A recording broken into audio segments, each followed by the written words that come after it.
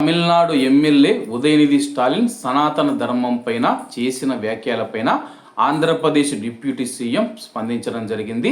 అలాగే ఎన్నికల సమయంలో బొట్లు పెట్టుకొని ప్రతి ఒక్క దేవాలయానికి గుడికి తిరిగి ఓట్లు అడుక్కున్న వీరు ఇప్పుడు అధికారంలోకి వచ్చి ప్రస్తుతానికి అసెంబ్లీలో అడుగుపెట్టిన తర్వాత సనాతన ధర్మాన్ని నశింపజేస్తామని చెప్పి మాట్లాడుతూ ఉన్నారు.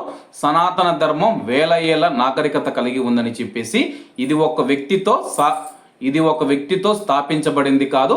సనాతన ధర్మం అనేది వేల ఏళ్ల క్రితమే ఉందని చెప్పేసి దాన్ని నశింపజేస్తామని చెప్పి ఇప్పటి వరకు వచ్చిన రాజులు ఏమయ్యారో అందరికీ తెలిసిన విషయమే. ప్రస్తుతం సనాతన ధర్మంలో కూడా తప్పులు ఉన్నాయి, దాన్ని కరెక్షన్ చేసుకొని ముందుకు వెళతామని చెప్పేసి పవన్ కళ్యాణ్ గారు తెలియజేశారు. ప్రస్తుతం నశింపజేస్తాము లేకపోతే సనాతన ధర్మాన్ని తొలగిస్తామని చెప్పి చాలా మంది భావిస్తూ ఉన్నారు. కేవలం అది కలమాదిరిగానే మిగులుతుంది.